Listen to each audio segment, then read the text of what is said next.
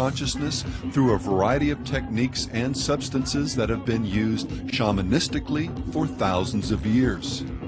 Let's go back to indigenous cultures, to the ancient civilizations. Shamanistically, it was part of the ritual you would take. There were certain drugs that would open up certain levels of consciousness. So when you surrendered yourself into the dance, into the ritual, into the collective organism, you have this, you open yourself up. It's just a key. On his website, Decker is very specific about the means by which his band will help his audience open up. Medicine drum are modern shamans, he says, the techno-pagans of electronica.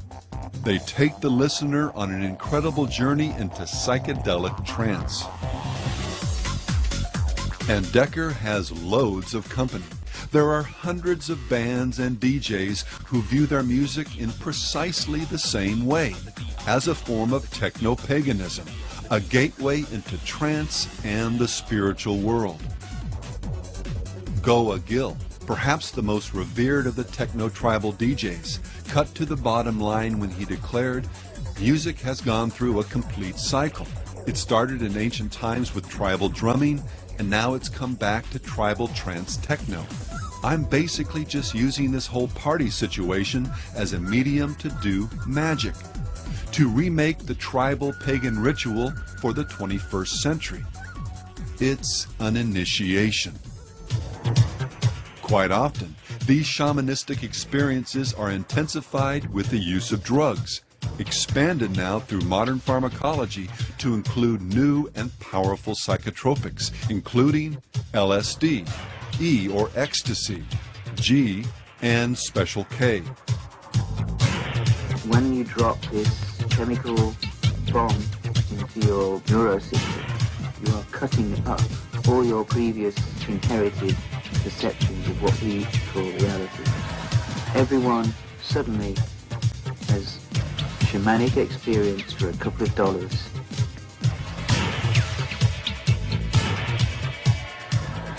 And then there's the use of light and sound to manipulate. Most DJs would say accentuate everything from metabolic rates to brainwave activity and states of consciousness. Whether we're talking about in training or photic and auditory driving, the terminology may be more sophisticated, but make no mistake about it, these alterations are based, often consciously, on occultic, shamanistic formulas. Indigenous rituals performed by shaman in the Peruvian Amazon and stuff, they would beat a drum at a certain number of wave cycles per second. In modern club culture and in seeing modern club events and modern rave events and things like that, you're seeing people entrained in the same brain state. You've got strobes, you have lighting that everyone's taking in, you have big time photic driving, and the music is auditory driving. That's why people get so excited at a rock concert and tear up the seat. It's because their metabolism is being governed by the bass and the rhythm and the light. And that's what it's all about. It has reduced down in the West for the first time to a ritual which admits to and utilizes the most arcane and ancient methods for achievement of altered states and a celebration of that contact with otherness. But what is this otherness that ravers often come in contact with? Into what are they being reborn? Before we answer that, allow me to again say that we're not questioning people's conscious intent or their sincerity. I know that many ravers don't use drugs, and an even greater number really enjoy and are even comforted by the often sincere sense of community that a rave can produce. And compared to the brain deadness of a hardcore mosh pit, a rave can seem even sublime. But sincerity and New Age goosebumps are not the ultimate arbiters of truth. As always, we need to look at both the methodologies and the fruit through the lens of Scripture.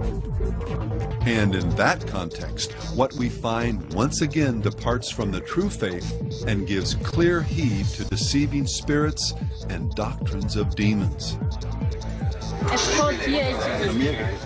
Not only do we find drug abuse, including the not infrequent overdose, not only do we encounter sexual immorality, sometimes reaching levels that rival the orgies of the ancient cult of Dionysus, but preeminently, whenever spirituality becomes open and ritualized, it invariably clothes itself in the garb of pagan and Eastern religions.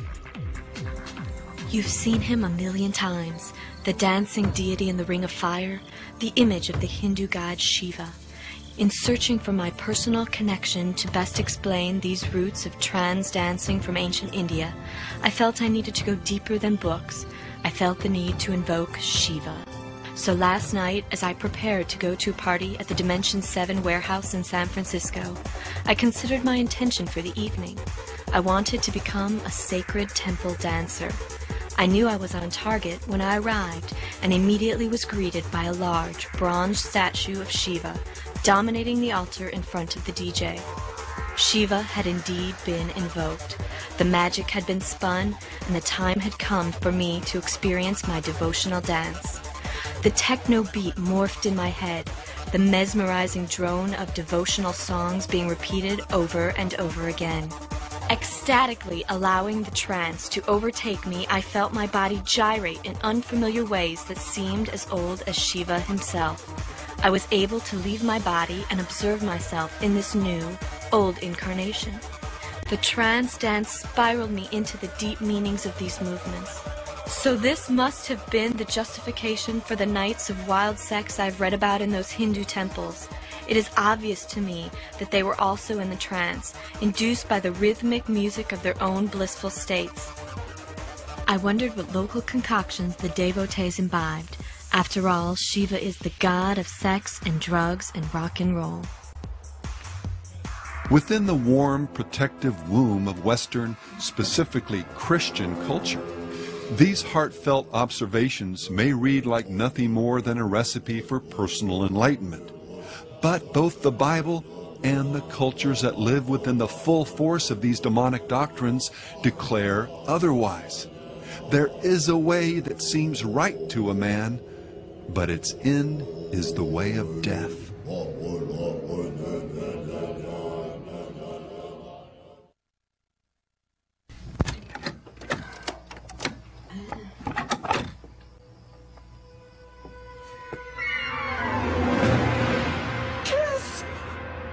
The devil's music. Bands like Kiss and Megadeth may try to trivialize charges of occult influence through ridicule. Megadeth fans, are you ready to sell your soul to the devil? But when axes aren't being ground, even rock apologists will acknowledge this dark side, as in this cover story by the British rock magazine Mojo, how rock and roll really did dance with the devil. The 1960s witnessed an occult revival, the likes of which hadn't been seen in the West since the fin du siècle days of Madame Blavatsky's Theosophical Society and Aleister Crowley's Golden Dawn. For some artists and individuals in and around the rock music industry, this dance with the devil is both literal and intentional. And we feel that a cleansing of the idiot ideology of the pallid, incompetent Christ is in order. And so this is something that the Church of Satan is conducting on many different avenues. We're doing this through the use of what we have called aesthetic terrorism. This involves the creative use of art, music, writing, effectively what we call propaganda, the dissemination of information to influence what we call irony. Am I the son you've been waiting for? Am I the children war? To be your messiah on earth, it is set at your to create the most evilest music and to gain entrance into the seven gates of hell. Do you believe in demonic possession? Of course. Are you possessed? Of course. Well, there's a clear, at least I assume there's a clear satanic influence in your work. Is that real, or is that sort of tongue-in-cheek humor that you No, that's as real as it gets. But your art certainly, it seems to express the stereotype of Satanism. Yeah, but I use that specifically to bash the church.